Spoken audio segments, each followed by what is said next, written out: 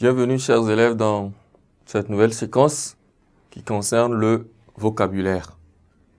Le vocabulaire de cette séquence a pour titre l'événement. L'événement, c'est quoi? De quoi il s'agit quand on a un titre pareil? Il faut retenir qu'à la fin de cette séquence, nous serions capables de raconter un événement.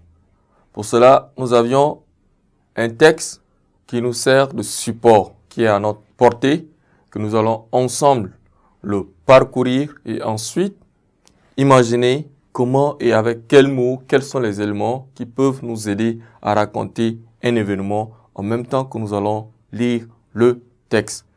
Si vous êtes prêts et que j'ai votre attention, nous allons ensemble lire le texte avec votre attention, bien sûr. J'ai lu le texte.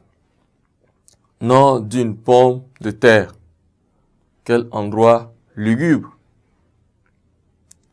Qu'est-ce que je fiche toute seule, perdue dans ce paysage de cauchemar. Imaginez une forêt où tombe le crépuscule.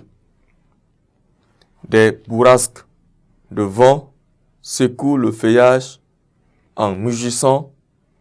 Le ciel à peine visible entre les branches est chargé de gros nuages couleur de cendre. Dans une ambiance pareille, je flippe. Ainsi donc est notre texte qui se trouve au tableau, que si nous essayons d'approfondir notre étude sur ce texte, nous comprendrons immédiatement que c'est un événement qui se passe, que l'auteur est en train de raconter dans ce texte.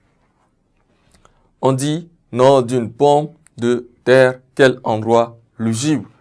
Ça veut dire, dans cette partie du texte, l'auteur situe le début d'un événement qui commence avec le nom d'un fruit qui se trouve dans un endroit lugubre.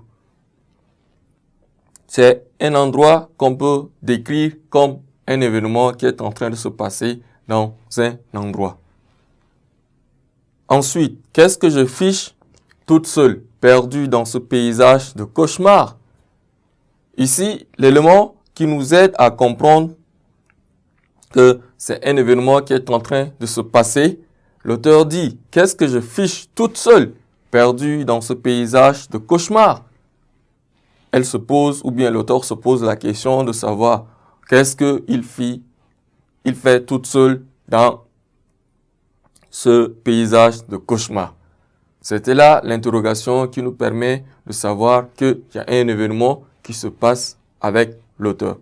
Ensuite, à la phrase suivante, imaginez une forêt où tombe le crépuscule. Ça, c'est de l'imagination qui se passe dans notre tête. Quand on imagine quelque chose, c'est ce qui se passe dans notre esprit et dans notre tête. Donc, nous pourrions être capables d'imaginer une forêt où tombe le crépuscule. En même temps, vivre cette réalité si nous étions par exemple dans une forêt où nous pourrions savoir et voir dans une forêt où tombe le crépuscule. Des bourrasques de vent secouent le feuillage en mugissant.